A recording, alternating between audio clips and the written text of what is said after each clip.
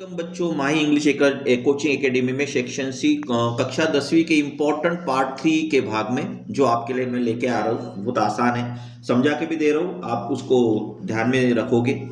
और इस वीडियो को आप अंत तक देखिए ताकि आपको वो अंडरस्टैंड हो। और सब्सक्राइब और लाइक करना भूलिए मत, क्योंकि मेरा पार्ट 4 पार्ट 5 इन्हें संबंधित इंपॉर्टेंट क्वेश्चन लेटर राइटिंग से लेकर सारी चीजें मैं आपको प्रोवाइड करने जा रहा हूँ बच्चों।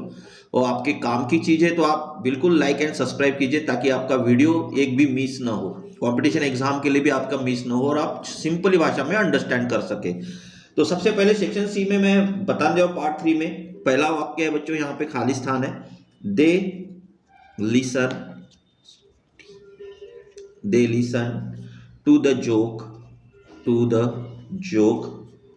JOK joke and to laugh. Bracket में है बिगिन, क्रिया है बच्चों। अब बताओ यहाँ बच्चों सबसे पहले क्या दिया गया है, दे के बाद क्रिया का दूसरा रूप आया, यानी पास्ट टेंस आया हुआ है। इसका मतलब ये पास्ट टेंस आया और एंड लगने के कारण ये वाक्य टोटली एक झाई है। एंड का कारण यही है बच्चों कि वन एंड वन टू होता है ना बच्चों, वैसे ही ये एक झाई मतलब टोटल कंप्लीट वाक्य है। इसलिए यहाँ पास्ट टेंस आया तो इसमें भी तो पास्ट टेंस आएगा, इसलिए क्या लिखेंगे बच्चों, यहाँ बिगिन का बिगैन क्या हो जाएगा बच्चों, यहाँ पे बिगैन पास्ट टेंस, बिगिन का बिगैन। तो ये आपको समझ में आएगा होगा बच्चों कि मैंने बिगैन क्यों लिखा। दूसरा वाक्य बच्चों यहाँ पे द मून खाली स्थान, ब्रैकेट में बच्चों shine SHINE shine brightly in the sky. अब बच्चों यहाँ क्रिया तो ऑलरेडी आ गई है, शाइन आई है कि नहीं शाइन। अब यहां एक चीज बताओ, द मून क्या है, एक वचनी है, सिंगुलर नाउन है। हमेशा ध्यान रखो तृतीय पुरुषी एक वचनी, जो भी व्यक्ति का नाम होगा, वस्तु का नाम होगा, वो तृतीय पुरुषी एक वचनी के नाम। जहां भी एक वचनी आए वहां क्रिया का पांचवा रूप होता है, यानी क्रिया का पांचवा रूप। देखो बच्चों क्या होगा, मेरी क्रिया वाली मतलब वीडियो देखोगे ना तो आपको क्रियाएं अंडरस्टैंड होगी, कभी भूलोगे ही नहीं बच्चों। क्रिया का पांचवा रूप सिंपल प्रेजेंट टेंस में आता है बच्चों, जिसको यस या यस लगा होता है। जैसे प्ले लिखा मैंने, प्ले का प्लेज, गो का गोज। देखो है ना बच्चों, ये क्रिया का पहला रूप हो गया, ये क्रिया का पांचवा रूप हो गया, ये क्रिया का पहला रूप हो गया, ये क्रिया का पांचवा रूप हो गया। अब ये लगते कहाँ है बच्चों, जहां जैसे मान लो मैंने ये सब्जेक्ट भी बता दो, ही शी इट, या किसी व्यक्ति का नाम राम हो, या जैसे यहाँ मून आया हुआ है या सन आया होगा, जो भी हो उसके साथ हमेशा क्रिया का पांचवा रूप। जैसे मैंने यहाँ लिखा है प्लेज गोज, क्लियर हुआ होगा। और जहां आई वी यू और दे और बहुवचन जैसे बॉयज, जैसे मेन पीपल, बहुत सारे, इसके साथ क्रिया का पहला रूप जैसे प्ले गो, क्लियर। तो यहां क्या हो गया, द मून एक वचनी है बच्चों, इसलिए शाइन का क्या होगा, शाइन्स SHINES। तो शाइन्स मैंने क्यों लिखा क्रिया का पांचवा रूप, क्योंकि तृतीय पुरुषी है और तृतीय पुरुष सिंगुलर पर्सन है, सिंगुलर सब्जेक्ट के साथ सिंगुलर वर्ब, सिंगुलर सब्जेक्ट के साथ सिंगुलर वर्ब, इसलिए यहां पर शाइन्स का प्रयोग मैंने यहां पर किया हुआ है। तीसरा वाक्य है बच्चों यहाँ पे, कामिनी डिसाइडेड DECIDED, कामिनी डिसाइडेड अलोन। ब्रैकेट में बच्चों गो, टू गो और गोइंग। अब यहां टू गो लगेगा या गोइंग लगेगा, मैं आपको बता दूं, यहां पे डिसाइडेड पहले क्रिया आ चुकी है बच्चों, आई है कि नहीं आई है, बिल्कुल आई हुई है। तो जब किसी वाक्य में एक क्रिया पहले आ चुकी होती है तो दूसरी क्रिया हमेशा निष्क्रिय होती है। निष्क्रिय मतलब एक मैन में दो तलवारें नहीं रह सकती, वैसे एक वाक्य में दो क्रियाएं नहीं रह सकती, इसलिए उसको निष्क्रिय करना पड़ता है। तो निष्क्रिय करने के लिए क्या होता है बच्चों, टू लगाकर क्रिया का पहला रूप होता है। ये जब किसी वाक्य में क्रिया आई हो तो ये स्ट्रक्चर में लिखना। तो ये स्ट्रक्चर में कौन सा है बच्चों, टू गो। क्या है बच्चों, टू गो। तो यहाँ क्या आ जाएगा बच्चा, टू गो अलोन। अंडरस्टैंड, क्रिया आ चुकी है इसलिए मैंने क्रिया को निष्क्रिय किया, इसलिए गोइंग नहीं होगा। और गोइंग कब आएगा बच्चों, जहां आईएनजी, जैसे इज एम आ रहा है सहायक क्रिया तो गोइंग मतलब क्रिया का चौथा रूप गोइंग लिखते हैं अपन। अगर वहां वाज वेयर आता तो गोइंग लिखते हैं, लेकिन सहायक क्रिया भी नहीं है तो सीधा सीधा यहां अंडरस्टैंड हो जाएगा। उसके बाद है बच्चों यहाँ पे नंबर 4 ये डॉग्स सेल्डॉम, सेल्डॉम का बच्चा यहाँ पे होता है यदा कदा। ब्रैकेट में बच्चों बार्क और बार्किंग। हमेशा ध्यान रखो बच्चों, खालिस्तान आया और जेरन हमें यूज करना है तो हमेशा आईएनजी वाला रूप। किसका? आईएनजी वाला। नाउन है ना बच्चों, यहाँ जेरन नाउन है, इसलिए यहाँ पर हमें आईएनजी वाला रूप करेंगे। बार्किंग, बार्क नहीं लिखना बच्चों, क्या आएगा? बार्किंग। उसके बाद है बच्चों 5वां, शी खालिस्तान taught, TAUGST, she taught in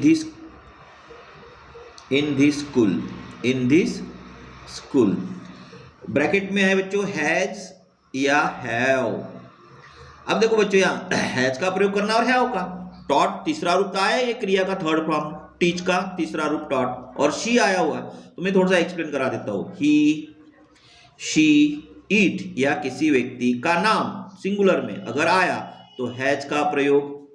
I, we, you और दे अगर आता है और उसके साथ कोई बहुवचन वाला शब्द आया तो उसके साथ हमेशा हैव का प्रयोग होता है। तो हमें क्या आया हुआ है? शी, ये है ना शी, इसलिए किसका प्रयोग होगा? हैज का। तो यहाँ क्या लिखेंगे बच्चों? हैज का प्रयोग हमें यहाँ करना है। अब उसके बाद बच्चों 6वां, द स्टूडेंट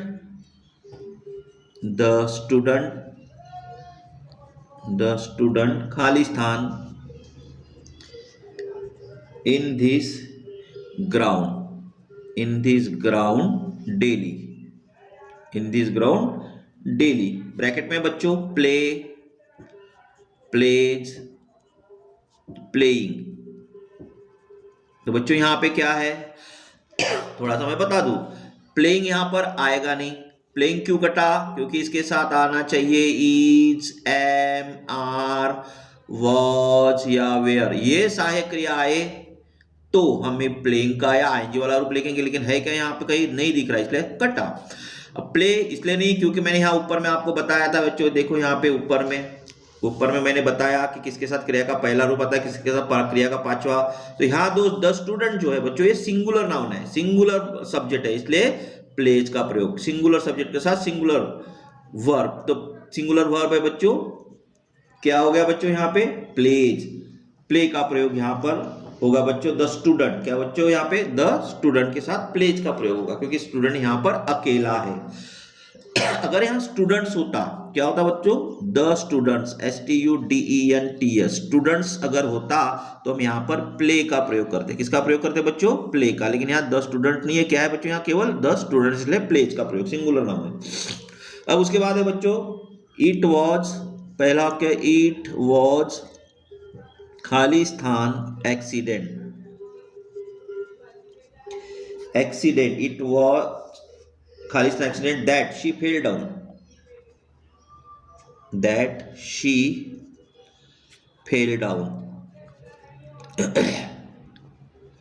ब्रैकेट में है बच्चों यहाँ पे ए, एन और द का प्रयोग।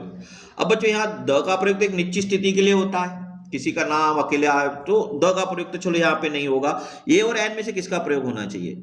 एक्सीडेंट, ये स्वर है बच्चों, क्या है ये?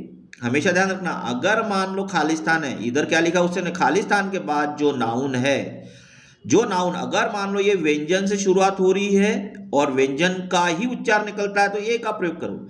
अगर ये स्वर से शुरुआत हो रही है और स्वर का ही उच्चार है तो एन का प्रयोग करो। जैसे यहाँ एक्सीडेंट, क्या बोलते बच्चों? एक्सीडेंट बोलते हैं बच्चों, एक्सीडेंट, तो एक्सीडेंट भी ऐसा भी लिख सकते, एक्सीडेंट, ये और ये का उच्चार ये ही निकल रहा, ये स्वर है और ये भी स्वर है, दोनों समान है, इसलिए हम यहाँ पे एन का प्रयोग करेंगे, मतलब स्वर से शुरुआत और स्वर का ही उच्चार आया हुआ है। अब उसके बाद बच्चों यहाँ पे दूसरा वाक्य है he has invited, INVITED, he has invited Khalistan to his birthday party। तो क्या हो जाएगा बच्चों, यहाँ बर्थडे पार्टी में क्या है, दे का प्रयोग है। मेरे लास्ट वीडियो में भी ये वाक्य कंप्लीट, एक बच्चों अलग अलग वाक्य जो है वो पूरे वाक्य यहाँ पे आएंगे,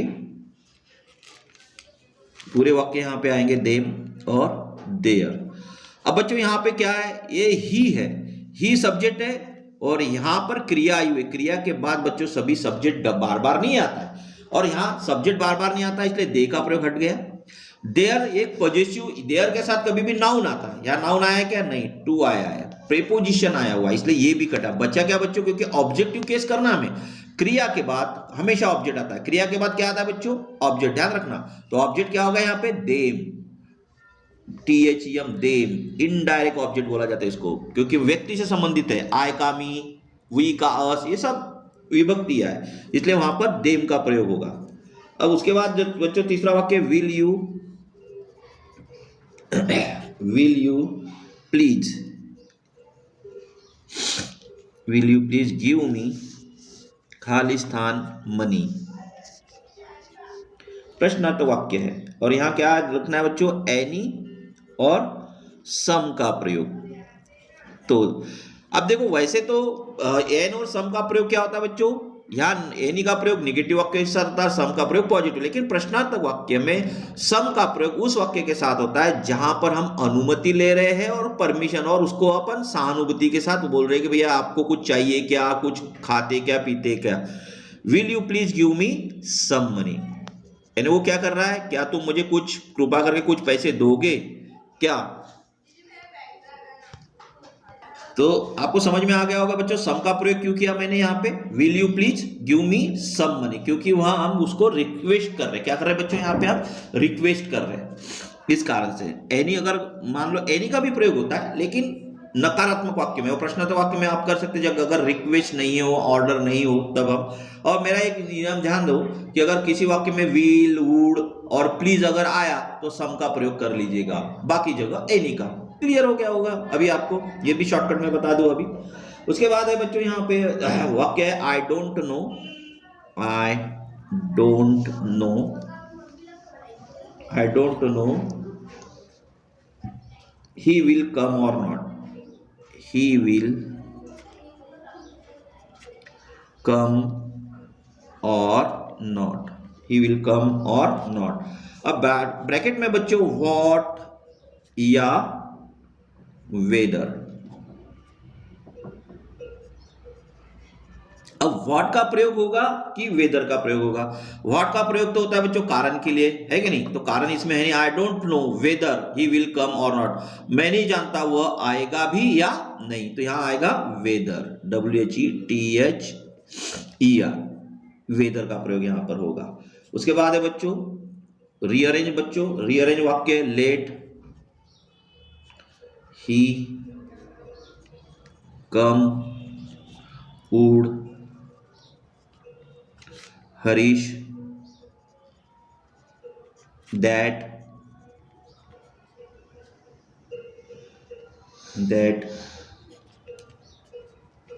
told me। अब हमें इसको रीअरेंज करना है बच्चों, क्या करना है बच्चों, रीअरेंज, रीअरेंज यानी पुनः लिखना है, समझ में आ गया होगा आपको।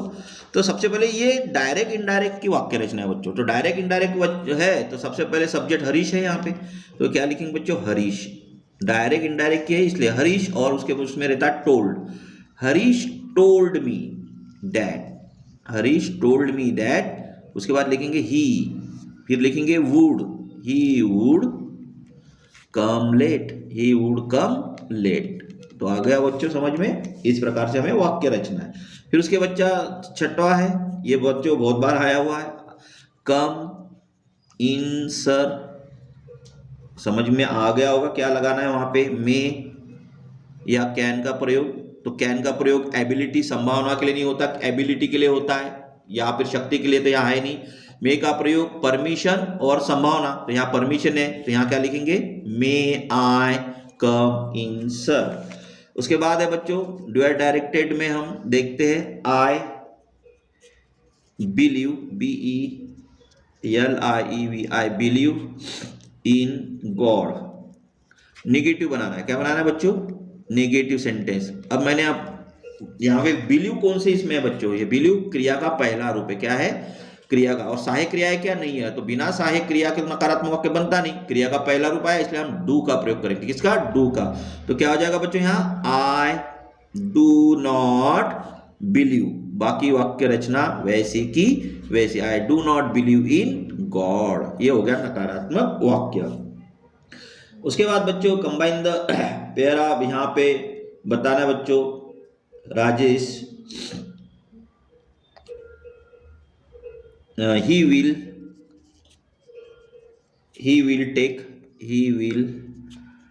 take admission, he take admission in arts college, in an arts college।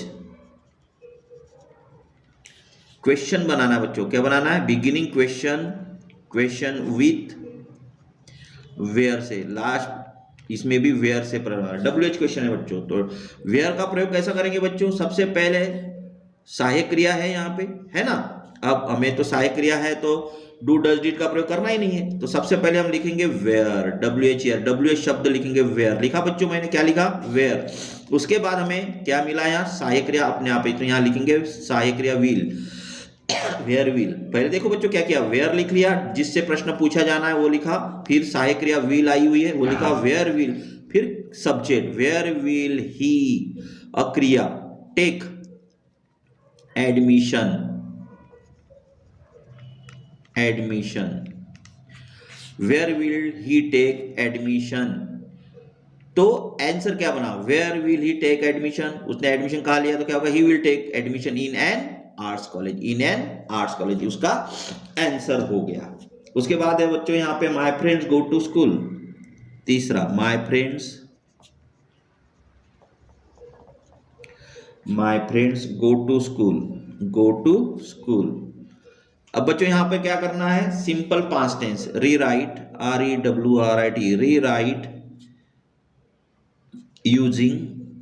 Rewrite using simple past tense, अब सिंपल पास्ट टेंस में क्या करेंगे बच्चों, सिंपल पास्ट टेंस का बनाने का स्ट्रक्चर है बच्चों, सब्जेक्ट प्लस वर्ब का दूसरा रूप plus object plus other words, क्रिया का सेकंड फॉर्म आता है बच्चों यहाँ पर, है ना। अब यहाँ क्या दिया है बच्चों, my friends go to school, अब सब्जेक्ट क्या है बच्चों यहाँ पे, माय फ्रेंड्स, लिख लिया my friends, FRIENDS, my friends लिखा। अब गो का दूसरा रूप क्या होगा बच्चों, वेंट, माय फ्रेंड्स वेंट, बाकी जैसा कि वैसा। तो ये बन गया बच्चों अपना past tense, simple past tense बन गया बच्चों यहाँ पे। अब यहाँ पर बच्चों सबसे पहले कठिन स्तर का एक वाक्य दिया गया आपको, they are playing cricket, they are playing cricket. हमें अभी पैसिव वॉइस बनाना है, क्या बनाना है बच्चों, पैसिव वॉइस। तो पैसिव वॉइस को अगर आपको अच्छे से समझना है तो मेरे पैसिव वॉइस का वीडियो मैंने बहुत अच्छे से बनाया हुआ, आप उसको देख लीजिए तो आपको सभी पैसिव वॉइस आ जाएगा। अब ये सबसे पहले पैसिव वॉइस बनाते समय दो चीजें ध्यान में रखना बच्चों, एक तो वाक्य का टेंस और दूसरा कर्म को पहचानना, ऑब्जेक्ट को। अब यहाँ टेंस कौन सा है बच्चों, यहाँ प्रेजेंट कंटिन्यू टेंस है। अब जब प्रेजेंट कंटिन्यू टेंस है तो उसका स्ट्रक्चर पैसिव वॉइस का देखो क्या होता है बच्चों, ऑब्जेक्ट लिखा मैंने, फिर उसके बाद इज, एम, आर में से किसी एक को लिखना है, प्लस बीइंग लिखना है। ये बीइंग मैंने क्यों लिखा है, क्योंकि यहाँ ING वाला रूप आया पैसिव वॉइस में, इसलिए बीइंग लिखा हुआ। अगर वर्ब का थर्ड फॉर्म आएगा तो बीइंग लिखेंगे, पर हमें बीइंग लिखना है।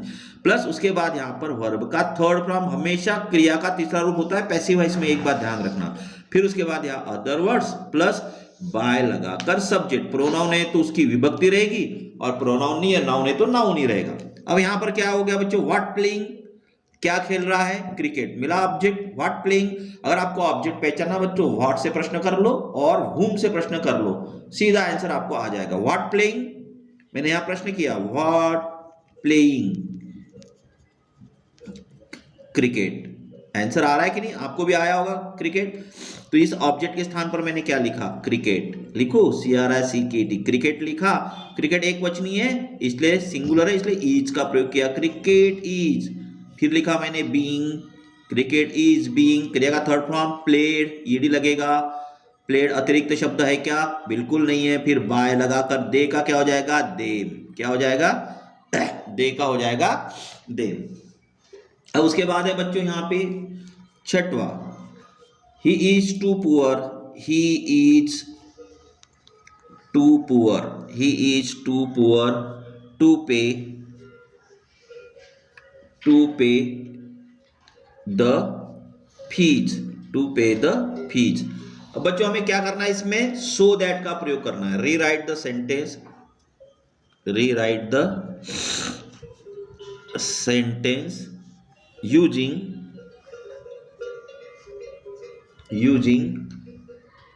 सो डैट डैश दैट का प्रयोग करना है बच्चों। किसका? डैश का, सो दैट का प्रयोग हमें करना है। अब जब सो दैट का प्रयोग हमें करना है तो क्या है बच्चों, यहां अभी आपको मैं सो दैट का प्रयोग अगर देखना है, मेरा वीडियो आप देख लीजिए पूरा, तो उसमें पूरा 100% आपको सो दैट का प्रयोग आ जाएगा बच्चों। फिर भी मैं थोड़ा संक्षिप्त में बताना चाहूंगा। हमें क्या करना है, ही को जैसा कि वैसा लिखा मैंने, ईच को भी जैसा कि वैसा लिखा। अब इस TOO के स्थान पर मैंने सो का प्रयोग किया। एडजेक्टिव पुअर को जैसा कि वैसा लिखा।